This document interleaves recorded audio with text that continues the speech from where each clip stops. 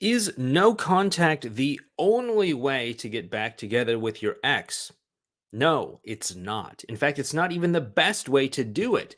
I'm going to be outlining to you exactly what I think is the best way to go about doing it and why I think no contact is actually holding a lot of people back in this video. But first, hello, my name is Clay with modernlove.life. I'm, of course, here to help you get the great loving relationship that you're looking for without having to play mind games, without having to play hard to get, and without having to pretend to be somebody or something that you are not, because you, of course, deserve to be loved for the unique, amazing, and wonderful person that you are.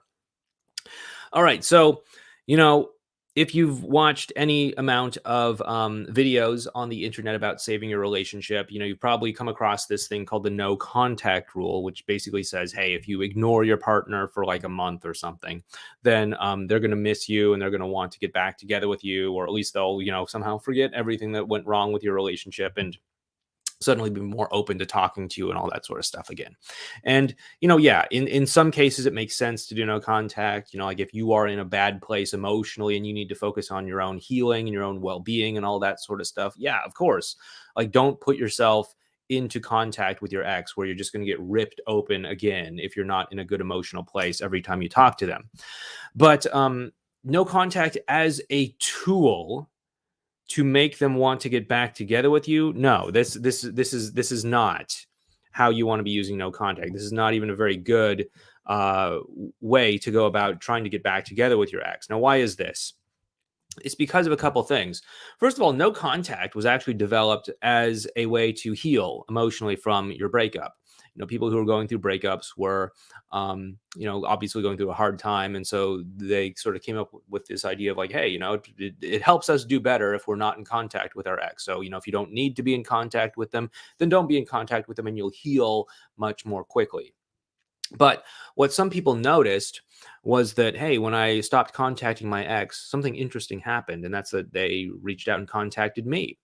And so that caused a certain sect of these people that actually do want to save their relationship with their ex, to say, okay, well, hey, if some people are having this experience of their ex reaching out to them when they cut contact, then maybe we should use this as a strategy. And, in some cases, in some ways, it does, cause your ex sometimes to reach out to you. But is it the best way? Is it the only way to get your ex back? And the answer is obviously no, it's not. Let's look at this for a couple of reasons. Why is this not necessarily a good way to get back together with your ex? So first of all, it's hard for you. And if you have a hard time with it, you're probably going to feel bad about yourself because there's so much of an echo chamber online telling you that you need to do no contact and you need to, not talk to your ex, and that you're, weak or something like that if you can't do no contact or something like that. And like, first of all, that I don't think that's necessarily the case, because obviously this isn't some sort of like, masochism challenge or something like this. Isn't some sort of masochism rite of passage that you have to, you know, go through something so painful and difficult in order to like prove that you actually care about your ex to make them want you back. There's some like twisted psychology here. Anyway, no, you don't need to do this. But also, you're taking basically a month of time, and you're not contacting them. And once you do get back in contact with them, there are certain things that still need to be put in place that you could put in place right now in a lot of instances. Things like being on the same team, things like having a same team conversation, things like reducing the romantic pressure, things like actually embodying change, etc. You can do that stuff right now. You don't have to wait a month for that to happen. So why go through that whole thing anyway? And it is true that sometimes time can drop the emotional intensity that somebody feels towards you. Like if they're incredibly hurt or incredibly upset, or if they're incredibly angry at you right now over something that happened, time is one factor that you can sort of dial in or out to help reduce the intensity of that emotion. Now, it's not going to make them forget the fact that you had a big fight, or it's not going to make them forget the fact that you betrayed them or anything like that. You're still going to have to clean that up. You could clean it up right now, but sometimes, time is one factor that can reduce it. Like if you think about something horrible that happened to you last week, that's probably going to, like really be fresh on your mind. But if you think about something horrible that happened to you a year ago, it's probably not going to be as fresh on your mind, especially if you think about something that horrible that happened to you, maybe 10 years ago. It's probably not even going to like really move the needle in most cases. But time is one of those things. Obviously, the other thing that can affect it is what we say and do. If we go through the conscious effort of having a conversation with someone, of trying to clean up the wreckage from the betrayal, the argument, the lack of trust, the whatever it was, not following through on our word or something like that, yeah, that's going to help to improve the connection. And many cases you don't even have to sit there waiting for 30 days in order to make all that happen. By the way, if you like these videos that we do, it would mean ever so much to me if you would gently tap the thumbs up button to help this channel out with the YouTube algorithm. Additionally, next week we are going to be inviting 10 people to join us in our lifetime access program. And I realized yesterday when I made this announcement that maybe I didn't really make it very clear exactly what this lifetime access program is. Basically, this is what it is. It's heavily discounted coaching for you to get the relationship that you want. And just to make sure that we don't have to waste a whole bunch of time on coaching by telling you things that we've already explained many, many, many times before, we're also giving you access to every product and course that we have available to you now, currently, and also into the future as well, too. So you can go through that, get all the strategies that you need, and then you can use your coaching sessions for the actual things that are important to you. So you don't have to, use up a coaching session to talk about how to do a fresh start message. You can just go to the lesson, learn how to do a fresh start message, and then use your coaching session for something that's actually more important to you, something that's maybe a little bit more unique to your situation as well, too. But if you are interested in this whole lifetime access membership, you can head on over to modernlove.life/lifetime to get on the interest list right now. And then next week we will, let you know more information about that as well too. And also we're going to be giving away one membership to lifetime access as well too. So if you would be interested in winning that, just head on over to modernlove.life/lifetime. And when you're signing up for the interest list, just go ahead and share with us what it would mean to you to be able to have this sort of coaching and support in your relationship. And we will go ahead and announce the winner probably Monday of next week. But anyway, with that being said, let's go ahead and get back to all this no contact business. Okay, so no contact. Again, I know so many people are really overselling this thing. They really are overselling it. But if you were to just look at it this way, what needs to happen for you and your partner to, get back together with one another? Well, they need to choose to be together with you in a relationship, right? Okay, so what does it need? What needs to happen for them to choose to want to be in a relationship with you? Well, they need to see that they're not walking back into the same relationship that they walked out of in the first place. They need to see that there's been some sort of meaningful, positive change in the dynamic between the two of you. They need to understand that the problems that were there in the past aren't going to be there anymore, and all that sort of stuff. And this is the kind of stuff that's going to happen as the two of you interact with one another more. And so you might be asking yourself, okay, well, what's it going to take for me to interact with my partner more? Now, for a lot of you, it's just a matter of picking up the phone and making a call or sending a message or two. I know that so many of you are worried about looking desperate or needy or something like that. But as long as you are just not being desperate and needy because you have focused on healing yourself and grounding yourself emotionally, you're not going to come across as desperate and needy. I mean, this is a huge concern, especially for women. No, you suggesting that you get together with someone for, a cup of coffee or to catch up and go for a walk by the water or something like that. That is not desperate and needy. Desperate and needy is perhaps texting them, 20 times in a day, begging and pleading for them to take you back, right? Simply you initiating a conversation, or you saying like, hey, the weather is really nice today. I wish I could go get a nice ice cream cone with you and go for a walk. Like, that's not desperate and needy. It really isn't.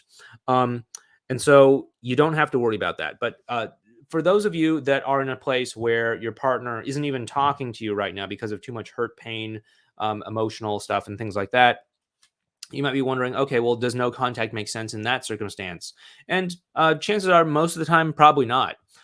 What you need to do is instead look at like why they're so upset with you. And again, it's probably has to do something with like emotional complications, emotional difficulties, emotional challenges, and things like that. Like, hey, we had this argument before in the past, or you don't trust me because I cheated on you, or whatever the case might be.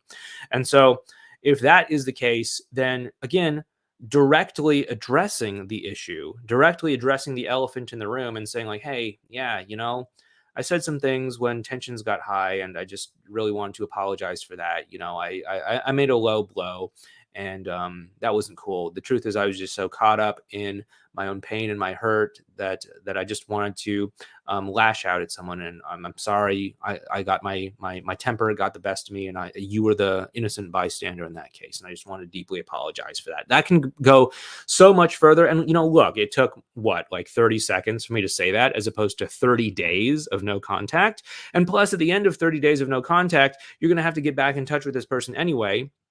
Yes, they might be more likely to pick up the phone when you call them, but they're still going to wonder, like, hey, yeah, you said that really hurtful thing to me last month, and I'm still waiting for the apology. So you're going to have to say the apology anyway.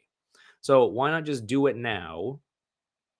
See if that cleans things up, and then move forward from there, as opposed to just retreating into no contact at the drop of a hat, as so many other so called experts have been telling you to do.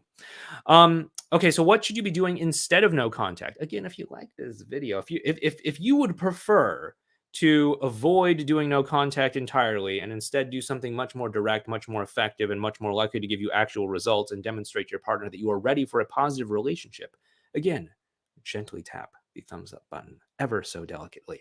But what should you be doing instead? Okay, so we made a whole video on this, and I'll point you in that direction later on. But we made a whole video on this. But basically, what you want to be doing is you want to be saying, okay, we want to remove the obstacles that are standing in the way of us from connecting right now. And in most of the people that I talk to, most of them, probably you, yes, you, in your complicated situation watching this video, you could probably benefit from this. Most people need to do a couple things. They need to start by getting on the same team with their partner, because so many times our exes and us, we see each other as being on opposite teams. They see us as being on opposite teams to them. They feel like they have to defend themselves against our ulterior motive of trying to get back together with them. We feel as if we have to keep our intentions private and cloaked, because we're so used to thinking that our emotions and feelings of love and compassion for someone are like toxic waste that we have to hide, because we had this experience of pouring our heart out to them and having it end horribly, that we think that we can't ever do that ever again. And so we have to hold and hide and withhold how we feel and all that sort of stuff. So we're walking on eggshells. We're really over analyzing what we're saying. We're trying to play it cool. We're trying to be a little bit aloof. We're trying to play hard to get. Sometimes we might even think that we need to use reverse psychology or mind games or all this sort of stuff.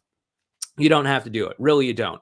You just have to say, okay, look, why am I seeing this person that I love, that I want to be in a relationship with, that I might even want to spend the rest of my life with? Why am I seeing this person as an opponent? Doesn't something seem a little bit messed up in that? Probably.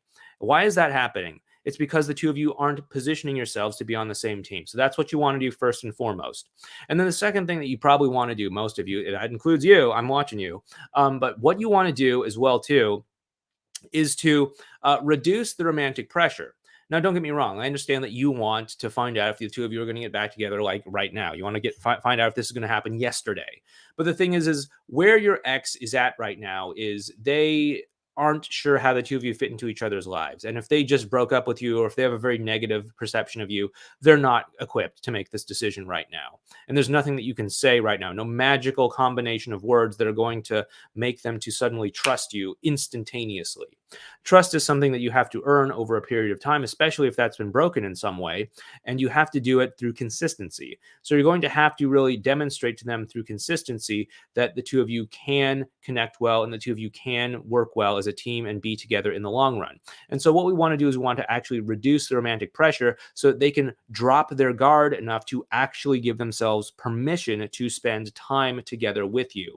That's to say, if they think, hey, I miss you, but I can't get together with coffee. I can't get together with you for coffee because I'm worried that you're going to take it the wrong way. I'm worried that you're going to think that we're going to get back together, and I don't know if I'm ready to get back together. I don't know if I want to lead you on. I don't know if, how I'm going to feel about this. So I'm just going to hold back, and I'm going to say no. I'm going to not get together with you. I'm going to not contact you. I'm going to not respond to your messages. I'm going to not talk to you. That can be a major obstacle. And so if we drop that romantic pressure so they don't feel as if they have to make a decision now, then they can actually let themselves get close enough to you by saying, like, hey, I don't have to make a choice right now. Yeah, it's just coffee. Yeah, it's just ice cream and a walk by the water or something. There's no harm in that. Let's just do it. Let's talk. Let's have a good time. And then we'll figure out how this is all going to shake out later on. And that can actually build the emotional connection, which is actually equipping them to make a good relationship decision down the road, where they will be more likely to choose to be together with you. And so if you want to learn more about how to do all of that, you should go ahead and check out this video right over here where we talk about this whole strategy. We talk about how to get back together with your ex without using no contact. It's one of the most pivotal things that you can probably do right now, aside from just sitting around and waiting for 30 days and having frustrating results. So I'd recommend you go check it out right over there. All right, everyone.